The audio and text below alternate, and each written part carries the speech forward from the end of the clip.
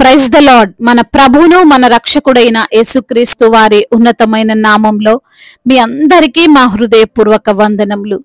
ఈ యొక్క ఆదరణ వాక్యము మీకు దీవెనకరంగా ఉందని నమ్ముతున్నాము. కనీసము ఈ వాక్యమును ఒక 10 మందికైనా షేర్ చేయగలరని దేవుని పేరట మనవి చేసుకుంటున్నాము. ఈరోజు దేవుని వాక్యము, ఆయన రమ్మనగానే పేతురు దోణి దిగి యేసునొద్దకు వెళ్ళుటకు నీళ్ల మీద నడిచెను.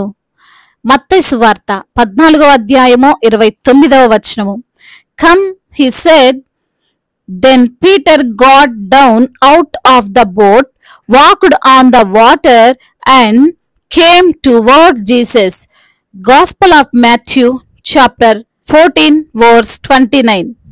ఈ రోజు నిమిత్తము దయగల దేవుడు, కృపగలిగిన మన తండ్రి మనకు అనుగ్రహించిన వాక్య భాగమును బట్టి ధ్యానించుకుందాము. ప్రభునందు ప్రియమైన సహోదరి సహోదరులారా, విశ్వాసము అనేది అందరికీ ఉంటుంది. దేవుడు ఏదైనా చేయగలడు. దేవుడు బ్రతికిస్తాడు. దేవుడు నడిపిస్తాడు, స్వస్థపరుస్తాడు. కుటుంబాన్ని ఆయన కట్టగలడు. పరిస్థితులను ఆయన మార్చగలడు. ఇలా మనమంతా దేవుని పైన విశ్వాసాన్ని కలిగి ఉంటాము. అందులో ఏ సందేహం లేదు. విశ్వాసము లేనిదే దేవుని సన్నిధికైతే వెళ్ళం కదా, ప్రార్థనలు చేయం కదా. అవును, ఈరోజు ఈ మాటలు వింటున్న ప్రతి ఒక్కరిలో విశ్వాసం ఉంది. అయితే ఆ విశ్వాసము లేదా దేవుని పైన నమ్మకము ఎంతవరకు ఉంది, ఎక్కడి వరకు ఉంది, ఎంతసేపు ఉంటుంది? వాక్యం విన్నంతసేపేనా? మందిరానికి వెళ్ళిన రోజు మాత్రమేనా? బైబిల్ చదివినంత సమయం వరకేనా నీ విశ్వాసం ఉంది? నీ విశ్వాసానికి కొలమానం ఏంటి? చూడండి, ఒక వ్యక్తికి జ్వరం ఉంది అని చెప్పడానికి డాక్టరు ఒక థర్మామీటర్ ని ఉపయోగిస్తాడు. అది 102 డిగ్రీలు చూయిస్తే జ్వరం ఉందమ్మా అని చెప్తాడు. అది 100 లోపు చూపిస్తే జ్వరం ఏం లేదమ్మా అని అంటాడు. అదే ఒకవేళ జ్వరమే ఉంటే ఒక టాబ్లెట్ రాసి దీనిని వాడు అని చెబుతాడు. ఒక 2 రోజులు వాడితే ఆ జ్వరం తగ్గిపోతుంది కదా. అంటే ఆ జ్వరం తగ్గడానికి కారణం ఆ టాబ్లెట్. ఆ టాబ్లెట్ పనిచేసి జ్వరాన్ని తగ్గించింది. ఈ రోజున ఏ టాబ్లెట్ నీకున్న విశ్వాసాన్ని తగ్గిస్తుంది? ఒక్కసారి ఆలోచించు.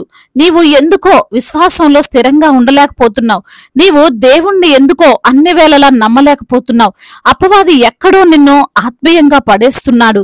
అందుకే ఈరోజు నీ హృదయములో కలవరము, భయము, కృంగుదల, ఏం చెయ్యలేను అనే సందేహము. ఒక్కసారి నిన్ను నువ్వు పరీక్షించుకో. వాక్య భాగమును మనము పరిశీలన చేస్తే, పేతురు దోణిలో ఉన్నప్పుడు యేసయ్య రమ్మనగానే వెళ్ళాడు. ఒక్క క్షణం కూడా ఆలోచించలేదు. అసలు పేతురు ఎక్కడికి వెళ్ళాడు అంటే నీటి మీద నడవడానికి పేతురు వెళ్ళాడు. పేతురులో ఒక ఆశ పుట్టింది. నేను యేసయ్య వలె నడవాలి, నీటి మీద అడుగులు వెయ్యాలి అని. అంటే పేతురులో విశ్వాసం ఉంది కాబట్టి నడవడానికి సిద్ధమయ్యాడు. ఎంత గొప్ప విశ్వాసం కదండి. ఎదురుగా సముద్రములో నీళ్లను చూస్తూ ఆ నీళ్లలో కాలు పెడితే మునిగిపోతాము అని తెలుసు. అయినా సరే పేతురు దోణి దిగేశాడు. దిగి ప్రభువును చేరాలి అని అనుకున్నాడు. ఈరోజు నీవు పేతురు వలె గొప్ప విశ్వాసమే కలిగి ఉన్నావు. సందేహమేం లేదు. దేవుడు నిన్ను పిలిచినప్పుడు ఆలస్యమైనా సరే దేవుని సన్నిధికి నడిపించబడ్డావు. ఎంతో అద్భుతంగా ప్రార్థన చేశావు. ఎన్ని సమస్యలు వచ్చినా లెక్క చేయలేదు. సొంత వారు దూషించినా, స్నేహితులు హేళన చేసినా, ఆఫీస్లోనో నువ్వు పనిచేసే చోటనో నిన్ను దూరం పెట్టినా, నాకు నా యేసయ్యనే ముఖ్యమని ఎవరిని పట్టించుకోలేదు. అవును, నీవు గొప్ప విశ్వాసవే. కానీ ఈరోజు నీ విశ్వాసం ఏమైంది?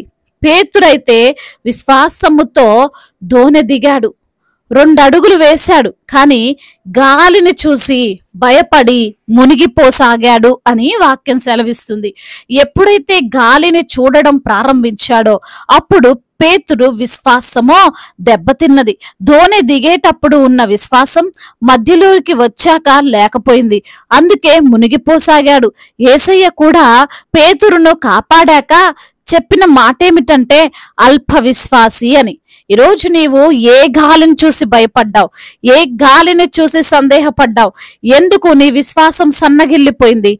ఈ లోకం అనే ఆకర్షణ గాలి వలన, ఆర్థిక ఇబ్బంది అనే గాలి వలన, అనారోగ్యం అనే గాలి నీవు చూసి భయపడ్డావా?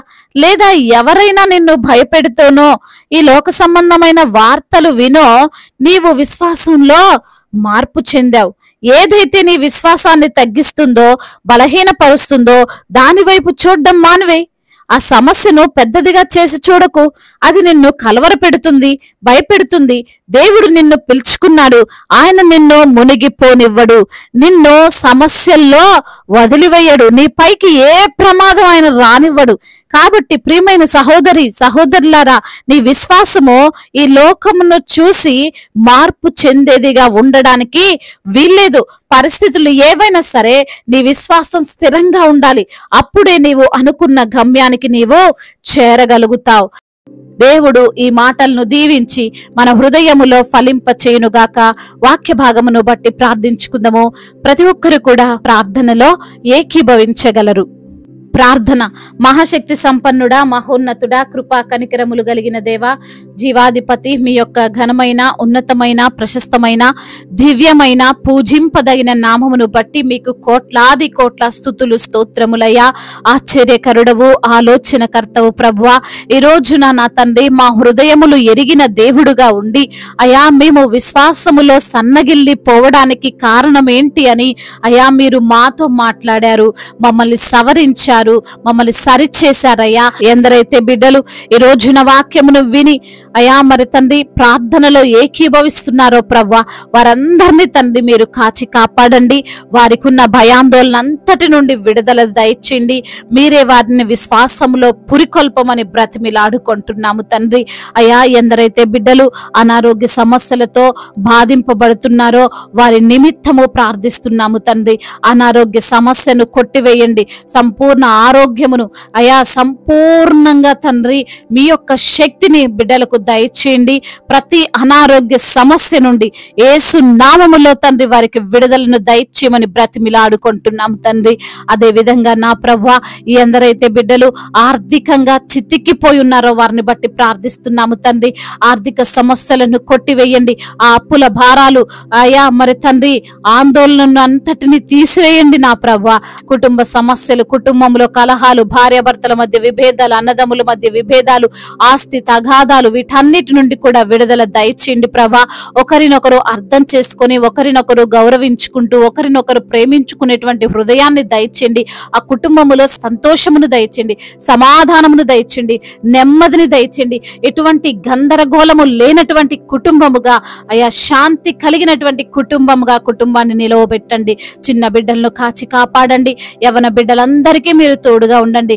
యవన వయస్సులో ప్రభా బిడ్డలు ప్రభా లేనిపోని అయా మరి తండ్రి ఆకర్షణలకు వారు లోబడకుండా ప్రభా అయా మీ యొక్క జ్ఞానము చేత వారిని నింపండి. అదే విధంగా కోర్టు సమస్యలు, ల్యాండ్ సమస్యలు అన్నిటి నుంచి కూడా విడుదల దయచేయండి. అయా గర్భఫలము లేని బిడ్డలను మీరు జ్ఞాపకం చేసుకోండి ప్రభా. హన్నా గర్భాన్ని తెరిచిన దేవుడు, షారా గర్భాన్ని తెరిచిన దేవుడు, మీ బిడ్డలైన అయా వారి యొక్క గర్భాలను కూడా తండ్రి మీరు తెరిచి అద్భుతమైన కార్యము వారి పట్ల మీరు జరిగించమని అయా వేడుకుంటున్నామయ్యా. గర్భిణీ స్త్రీలను దీవించండి. తల్లి బిడ్డలకు క్షేమాన్ని దయచేయండి. అయా మీ యొక్క శక్తి చేత వారిని నింపండి. కావలసిన బ్లడ్ను మీరు సమకూర్చండి ప్రభా.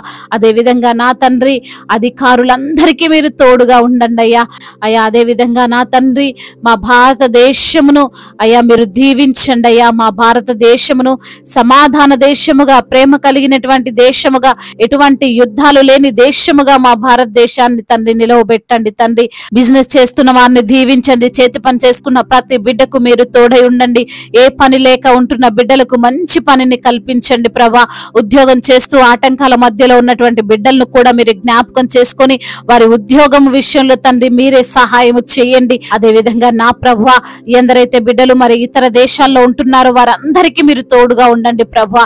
అయ్యా ఏ సమస్య, ఏ ఇరుకు, ఏ ఇబ్బంది వారికి కలగకుండా ప్రభా మీ సన్నిధిని వారితో ఉంచమని వేడుకుంటున్నాము తండ్రి. తండ్రి దైవ సేవకులందరినీ కూడా దీవించి ఆశీర్వదించమని అయ్యా సువార్థికులను మీరు బలపరచమని, మిషనరీస్ ని మీరు దీవించమని, అయా మీ పరిచర్యలో తండ్రి వాడబడుతున్న ప్రతి బిడ్డను అయా నూరంతల ఆశీర్వాదంతో నింపమని బ్రతిమిలాడుకుంటూ తండ్రి ఇంతవరకు చేసిన ప్రార్థన అంతటిని మీ పాద సన్నిధిన చేర్చుకోమని మానాథుడు, సర్వశక్తిమంతుడు, సజీవుడు, బలవంతుడైన యేసుక్రీస్తు వారి ఉన్నతమైన శక్తి కలిగిన నామములో ఈ ప్రార్థనను అడిగి వేడుకొని పొందుకొని ఉన్నాము మా ప్రియ పరలోకపు తండ్రి.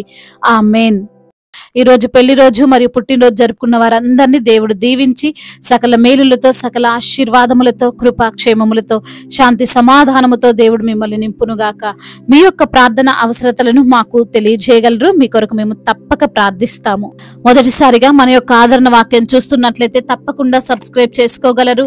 ఈ వాక్యం మీకు ఆశీర్వాదకరముగా ఉండినట్లయితే అనేకులకు కూడా ఈ వాక్యాన్ని పంపి మీరు కూడా దేవుని యొక్క రాజ్య సువార్తలో పాలిభాగస్తులు కావాలని దేవుని పేరిట మనవి చేసుకుంటున్నాను.